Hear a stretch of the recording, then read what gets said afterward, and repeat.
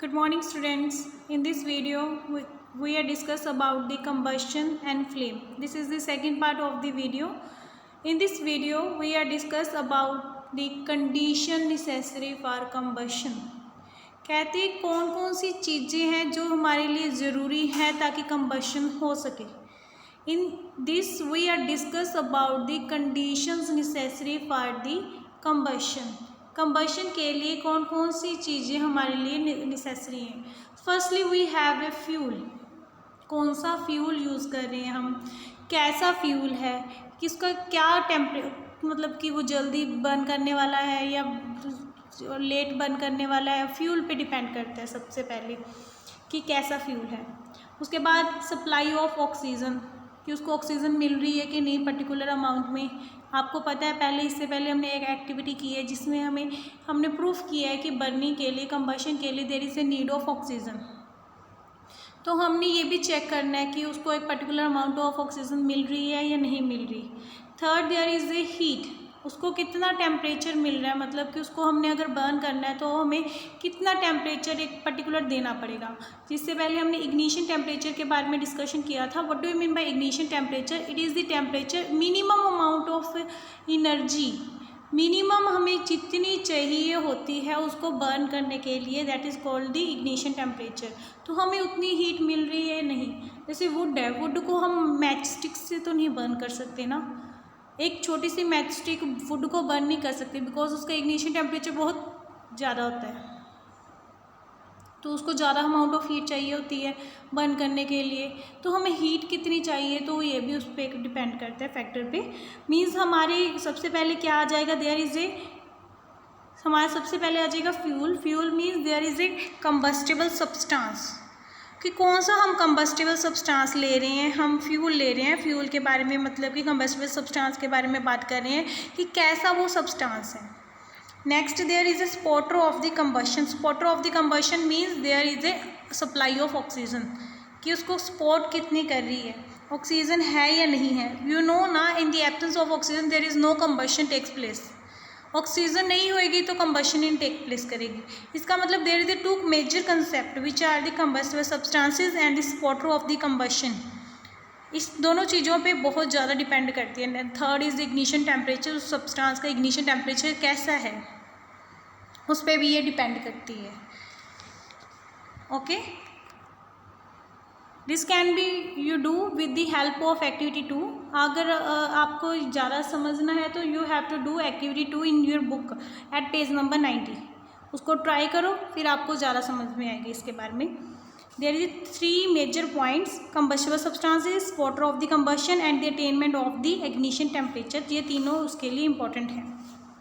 इसके बारे में you have to must know about this. Why petrol catches fire earlier than kerosene? You have to find this and answer me. What do you mean by that? Why petrol catches fire earlier than kerosene? You have to search this and answer me. How do we control fire? This is another topic. How do we control fire. हम अब जो आग लग गई है, पहले हम combustion के बारे में पढ़ रहे थे, अब फायर लग गई है तो उसको कंट्रोल कैसे करेंगे. सबसे पहले वही कंडीशंस को हम ध्यान में रखेंगे. फ्यूल कौन सा है, एयर कितनी है, हीट के बारे में है ना. ये तो हमारी 3 नेसेसरी कंडीशन थी. सबसे पहले हम एयर को मतलब कि ऑक्सीजन को रिमूव करने की कोशिश करेंगे. अगर हमने रिमूव करनी है ऑक्सीजन को तो वो हम किससे कर सकते हैं, फायर एक्सटिंग्विशर से कर सकते हैं, जो कि एयर की सप्लाई को कट कर देता है, ऑक्सीजन की सप्लाई को कट कर देता है. and a fire extinguisher cuts off the supply of air or brings down the temperature of the fuel or the both and control the fire. इसमें ये लिखा है कि वो उसकी एयर सप्लाई को कट कर देता है जिसके कारण उसका टेम्परेचर डाउन हो जाता है, as both control the fire, जिसके कारण आग कंट्रोल हो जाती है. अगर आग लग जाए तो हम कौन कौन से तरीके से हम आग को बुझा सकते हैं. By using water. वाटर वहीं पे यूज़ करना है जहाँ पे इलेक्ट्रिसिटी का कोई काम नहीं है. Water is the most common fire extinguisher. ये नॉर्मली हमें डेली लाइफ में मिल जाता है, कहीं पे भी मिल जाएगा.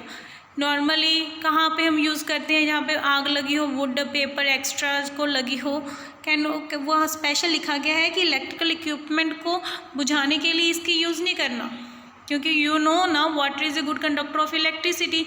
वो वाटर में से इलेक्ट्रिसिटी पास कर जाएगी, जिसके कारण आपको भी शॉक लग सकता है।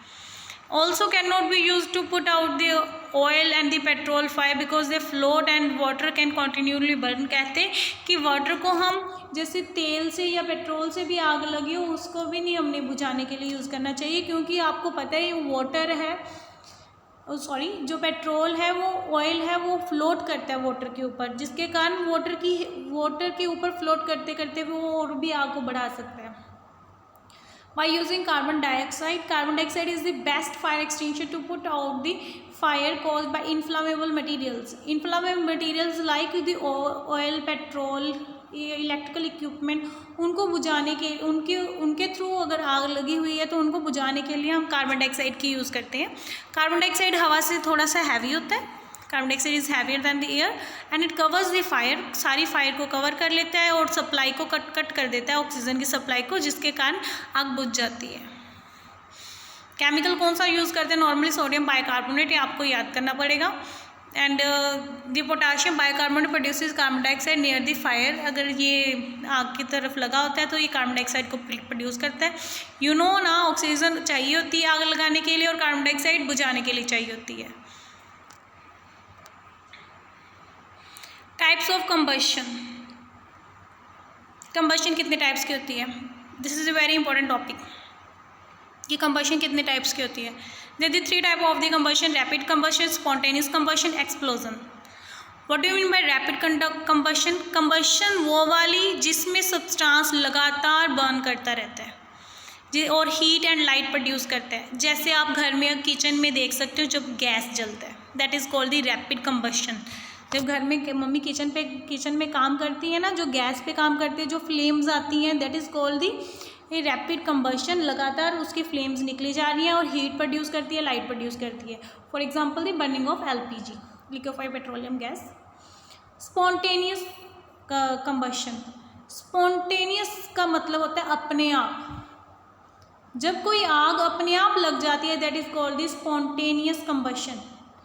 Is combustion in which a substance burn spontaneously, मतलब कि अपने आप बर्न कर रहा है और प्रोड्यूस कर रहा है heat and light without the help of external heat. बाहर से मैंने कुछ नहीं लगाया उसको बर्न करने के लिए, बट वो अपने आप आग पकड़ रहा है, that is called the spontaneous combustion. Example, phosphorus burn spontaneously at the room temperature. कहते हैं फॉस्फोरस जैसे एक मेटल, जैसे आप पढ़ा होगा आयरन, कॉपर, कोबाल्ट, ये सारे मेटल्स होते हैं ना, वैसे हमारा एक फॉस्फोरस भी होता है। अगर उसे आप रूम टेम्परेचर पे बाहर रख दोगे, अपने आप ही आग पकड़ लेगा। उसको बाहर से कुछ नहीं देने की ज़रूरत, हीट एंड समथिंग एल्स, तो वो अपने आप आग पकड़ लेता है, that is called the spontaneous combustion. Next there is a third point, explosion. Explosion क्या होता है? In combustion in which a substance burn suddenly. कहते हैं वो सब अगर सब्सटेंस अचानक आग पकड़ ले, अचानक, एंड प्रोड्यूस कर दे heat, light and sound with the help of the heat and pressure, then it is called the explosion. For example, in your crackers, जो पटाखे चलाते हैं हम, थोड़ी सी लगाते हैं बाहर से और एकदम से वो मतलब कि एक्सप्लोड कर जाता है, that is called the explosion. Explosion of the crackers on apply heat और प्रेशर। थोड़ा सा प्रेशर और हीट अप्लाई करते हो तो वो कंबशन हो जाती है, that is called the explosion. These are the 3 main points, so you must know about this. Types of combustion, ये आपका एग्जांपल दे रखे, शो कर रखे। रैपिड में LPG बर्न कर रही है, स्पॉन्टेनियस में अचानक से फॉस्फोरस को आग पकड़ ली, एक्सप्लोजन में आपको क्रैकर्स दिखाए गए हैं। What do you mean bye flame? This is the important topic also. It is the zone of combustion of the combustible substance. Zone मतलब एक एरिया, कहाँ से पर्टिकुलर से आग पकड़ रही है, that is called the zone. Zone of the combustion of a combustible substance which vaporize during the burning produce flames। कहता कोई भी सब्सटेंस जो विच वेपराइज, अपने आप के वेपर्स बनाने, मतलब कि वेपर फॉर्म में निकलने लग जाता है आग लगने पर, वो फ्लेम प्रोड्यूस करता है। फॉर एग्जांपल कैरोसिन वैक्स जो आपकी कैंडल वाली होती है ना, वो वाली वैक्स है जो मेल्ट होती है normally. Substance which do not vaporise और burning during burning do not produce flame, जैसे कोल है वो फ्लेम्स नहीं प्रोड्यूस करता, चारकोल है वो नहीं फ्लेम प्रोड्यूस करता, फ्लेम वही प्रोड्यूस करेगा जो सब्सटेंस वेपराइज होने शुरू हो जाएगा, वेपर की फॉर्म में निकलने शुरू हो जाएंगे उसके molecules, that is called the flame, वही फ्लेम प्रोड्यूस करता है। जैसे आप कैरोसिन की एग्जाम्पल देख रहे हो, यहाँ पे कैरोसिन है, यहाँ पे आप कैरोसिन के देख रहे हो, यहाँ पे उसके ऊपर वेपर्स की फॉर्म में जो ब्लैक से और जैसे फ्यूम से बनने लग जाते हैं, that is called the flames. वैसे ही आपके वैक्स के ऊपर बन रहे हैं, बट कोल एंड चारकोल के ऊपर ऐसा कुछ भी नहीं है। Structure of the candle flame, आपने ये याद रखना है, सबसे ज़्यादा हॉटेस्ट पार्ट होता है कैंडल का आपका ये वाला ऊपर वाला हॉटेस्ट पार्ट होता है, उससे कम बीच वाला, लीस्ट हॉटेस्ट होता है जो नीचे वाला, जो आपके उसके ऊपर है, मतलब जिसे आप बत्ती सी कहते हो, बत्ती के बिल्कुल साथ वाला वो लीस्ट होता है, सबसे ऊपर वाला हॉटेस्ट पार्ट होता है, जिसको आप इनर जोन भी बोलते हो। अनबर्नट वैक्स वेपर्स यहाँ पे अनबर्नट होते हैं, उसके ऊपर येलो फ्लेम आती है, येलो में क्या होते हैं, पार्शियल कंबस्शन होते हैं, कंप्लीट कंबस्शन ऊपर वाले में होती है, जिसे आप ब्लू जोन भी बोलते हो, ब्लू येलो ब्लैक, ये आपको याद रखना है। स्ट्रक्चर ऑफ कैंडल वही आ गया, 3 जोन्स में डिस्ट्रीब्यूट किया गया है, outer middle and inner. Outer में क्या है, fuel takes place and colour of the flame blue होती है, हॉटेस्ट पार्ट होता है, non luminous part of the flame होता है, मतलब कि light luminous and non luminous आपको करवाया गया है, पहले ही बताया हुआ है ल्यूमिनस एंड नॉन ल्यूमिनस क्या होता है। इन द मिडल जोन कहते हैं पार्शियल कंबशन, हाफ मतलब कि अनबर्नड पार्टिकल्स होते हैं इसमें, नॉर्मली ये येलो कलर का होता है, तो एंड ल्यूमिनस पार्ट होता है, मतलब कि इसमें से लाइट निकल रही होती है। इनर जोन जिसमें अनबर्नड पार्टिकल्स होते हैं एंड ये ब्लैक कलर का होता है, सबसे कम हॉट होता है ये। फ्यूल कौन कौन से होते हैं, solid liquid and gases fuel होते हैं। सॉलिड में वुड चारकोल आ गया, लिक्विड में जो कैरोसिन पेट्रोल डीजल, गैसेस में CNG LPG जो गैस की फॉर्म में, that is called the gases fuels. LPG liquefied petroleum gas, वो पीछे गैस लिखा हुआ है, लिक्विफाइड मतलब कि जो गैस है ज़्यादा प्रेशर देके उसको लिक्विड फॉर्म में टर्न किया गया है तो वो गैस ही ना, you must know about this. LPG एक गैस है बट लिक्विड फॉर्म में इसको टर्न किया जाता है, पेट्रोलियम गैस है ये, that's why we are writing कि लिक्विफाइड पेट्रोलियम गैस, ये गैसेस है, नॉर्मली स्टूडेंट इसको लिक्विड फ्यूल में कन्वर्ट कर लेते हैं।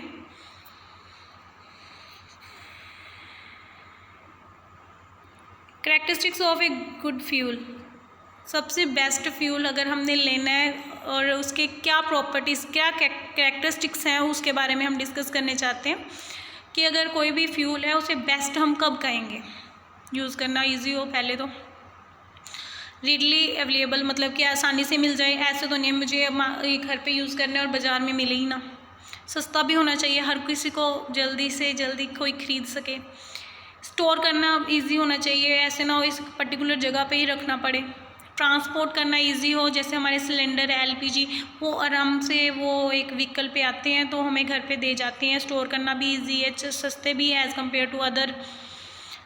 मॉडरेट रेट पर बर्न करे, ऐसे भी ना हो एकदम से एक्सप्लोड कर दे कोई चीज़ और हमसे कंट्रोल ना हो। Produce a large amount of heat, LPG है वो एक पर्टिकुलर अमाउंट ऑफ हीट हमें देती है, वहाँ पे पीछे कुछ कूड़ा भी नहीं छोड़ती है, जैसे कोल हमारा पीछे ऐश छोड़ता है, वो पीछे कुछ नहीं छोड़ती LPG। So LPG is the best fuel जो हम इस दिनों में यूज़ कर रहे हैं, क्योंकि वो पीछे कोई कूड़ा भी नहीं छोड़ती है। जैसे अब कोल है, अब यूज़ कर लिया, वो पीछे सारी गंदगी डाल देती है, सारे फ्लोर वगैरह गंदे हो जाते हैं एंड पोल्यूशन भी नहीं कॉज करती वो। बेस्ट फ्यूल इसलिए LPG हमारा बेस्ट फ्यूल है, उसको गुड फ्यूल भी कहा जाता है। क्वेश्चन आ जाता होता है name the good fuel, LPG is the best fuel, good fuel. Calorific value, पहले हमने इग्निशन टेम्परेचर पढ़ा था। Ignition temperature and calorific value, these are the important terms, दोनों आती होती हैं एग्जाम में हर बार। Calorific value of a fuel कहता हूँ होता क्या है, amount of heat energy produced on complete combustion of 1 kg of a fuel. कहते हैं अगर 1 किलो फ्यूल को अगर मैं बर्न करूँ कितनी अमाउंट ऑफ हीट मिले मुझे, that is called the calorific value. कितनी एनर्जी प्रोड्यूस होती है 1 kg फ्यूल को बर्न करने पर, that is called the calorific value. ये इसको किलो जॉउल पर kg में मेजर किया जाता है। जैसे हमारे लेंथ को हम मीटर में मेजर करते हैं, मास को हम kg में मेजर करते हैं, मतलब ये यूनिट्स होती हैं पीछे वाली। तो अगर हम कैलोरीफिक वैल्यू की यूनिट्स की बात करें तो किलो जॉउल पर kg होती हैं। इसको लिखते भी कैसे हैं, इसको लिखते हैं किलो जॉउल पर केजी, ऐसे लिखा जाता है इसको। अब देखो इसमें अगर इस चार्ट में आप देखोगे सबसे ज़्यादा कैलोरीफिक वैल्यू किसकी है, हाइड्रोजन की, एंड सबसे कम काउडंग केक की है। तो सबसे ज़्यादा एनर्जी हाइड्रोजन प्रोड्यूस करता है। नॉर्मली इसी को हम रॉकेट फ्यूल भी कहते हैं, क्योंकि ये रॉकेट्स में सबसे ज़्यादा हमें एनर्जी भी वहीं पे चाहिए होती है, सबसे ज़्यादा एनर्जी भी हाइड्रोजन प्रोड्यूस करता है। तो क्वेश्चन आ जाता होता है कि सबसे ज़्यादा कैलोरीफिक वैल्यू किसकी होती है या सबसे कम किसकी होती है। You must know about the lowest and the largest. Hydrogen has the highest calorific value among all the fuels. Harmful effect of the environment due to the burning of fuel. अगर हम फ्यूल को burn करते हैं तो हमारे harmful effects क्या हैं, इसके बारे में आपको पता होना चाहिए, क्वेश्चन एग्जाम में आता होता है। सबसे पहले इसके 2 मेजर हैं, जैसे global warming and the acid rain. अगर आप बर्न करोगे पेट्रोल डीजल है ना, उसके कार्बन डाइऑक्साइड ज़्यादा निकलेगी, जिसके कारण टेम्परेचर इंक्रीज़ हो जाएगा एटमॉस्फेयर का। जैसे ही टेम्परेचर इंक्रीज़ कर जाएगा ग्लोबल वार्मिंग हो जाएगी। अगर ग्लोबल वार्मिंग होगी, जो हमारी आइस है मेल्ट करनी शुरू हो जाएगी। अगर आइस मेल्ट करेगी, सी लेवल में पानी इंक्रीज़ हो जाएगा, जिसके कारण फ्लड आ सकता है। एसिड रेन में क्या होता है कि coal, petroleum, sulphur and nitrogen release करते हैं, जो कि बारिश के पानी में मिक्स हो जाती है, जिसके कारण एसिड रेन हो जाती है। इसके कारण हमारी crops, soil and buildings damage हो सकती हैं। सेकंड पॉइंट में देखो, incomplete combustion of fuel release carbon monoxide. अगर कोई फ्यूल इनकम्प्लीट बर्न करते हैं, जैसे हमारा कोल, तो वो कार्बन मोनोऑक्साइड को छोड़ते हैं। कार्बन मोनोऑक्साइड डेंजरस गैस है, पॉइजनस गैस है, जो कि हमें डेथ भी हो सकती है, जिसके कारण हमारे first point, fuels like wood, coal, petroleum unburn carbon particle छोड़ते हैं, जिसके कारण हमें अस्थमा लाइक प्रॉब्लम्स भी हो सकती हैं। So we have to must know about this. ये आपकी प्रीवियस वर्कशीट थी, इसके regarding you have to take screenshot. वैसे ये मैंने पिछली प्रीवियस वीडियो में सेंड की थी, अगर आपने नहीं की फिर भी आप इस वीडियो में इसका स्क्रीनशॉट लो और इसको सॉल्व करो। After solving, send me the answers. Also in this video I send you, there is answer of the worksheet. These are the answers. You have to take print out, और आप इसको draw भी कर सकते हो, वो आपकी विश है, आप कैसा मर्जी कर सकते हो। आप मेरे अकॉर्डिंग इसका प्रिंट आउट ही ले लेना, ताकि आपको फ्यूचर में काम आ सके। Thank you for this watching video. If you have still any problem and inquiry in this chapter, then message me. WhatsApp में कर देना अगर आपको इसके रिगार्डिंग फिर भी प्रॉब्लम है। आपकी बुक में इसके अलावा भी कई ऐसे टॉपिक्स हैं, जैसे फायर फाइटिंग हो गया, उसमें इसी में कवर हो गया, एक पर्टिकुलर नाम लेके नहीं मैंने आपको समझाया। इसके अलावा जैसे फोम टाइप फायर एक्सटिंग्विशर भी है, पहले आपको कार्बन डाइऑक्साइड वाला करवाया है, फोम वाला भी है, वो एज इट सेम ही है, बस उसमें एज ए फोम यूज़ की जाती है, सोडियम बाइकार्बोनेट यूज़ किया जाता है। तो आप इसको रीड आउट कर लेना। Taking care of fire victims, अगर किसी को आग लग जाए तो आप कैसे कर सकते हो, उसके ऊपर कंबल डाल दो, उसके ऊपर ठंडा पानी डाल दो। अगर आपके पास और कुछ नहीं है तो आप उसको क्या कर सकते हो, उसके ऊपर सॉइल भी डाल सकते हो। इसके अलावा आप एम्बुलेंस को कॉल कर दो। इसमें कुछ ज़्यादा पॉइंट्स नहीं है तो मैंने इसको सिंपली आपके लिए छोड़ दिया है। If you have still there any problem then message me. Okay, इसकी बैक एक्सरसाइज, इसके जो डिफरेंसेस है, इस चैप्टर में कितने भी टेबल्स हैं तो आपके डिफरेंसेस हैं वो आपने वेरी वेरी इंपॉर्टेंट है, वो सारे डिफरेंसेस आपने करने ही करने हैं, हर बार एग्ज़ाम में आते ही आते हैं। ये जो बीच बीच में MCQs आ रहे हैं, जैसे like on page number 96 there is MCQ, you have to fill this also.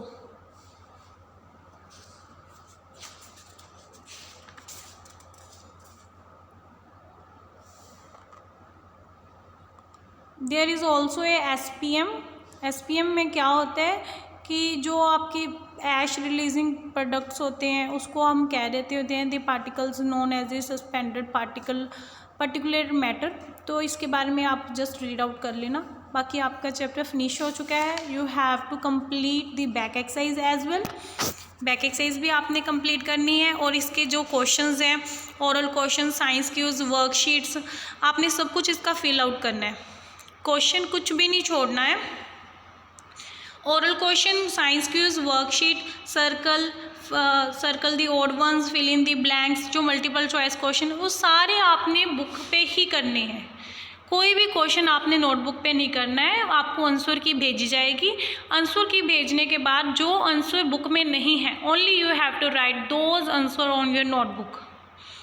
सारा कुछ आपने बुक पे ही मार्क करना है, सारे क्वेश्चंस आपने बुक पे मार्क करने हैं, बैक एक्सरसाइज मार्क करनी है, जो उसके hots including hots and NCERT exemplar ये भी आपने करने हैं।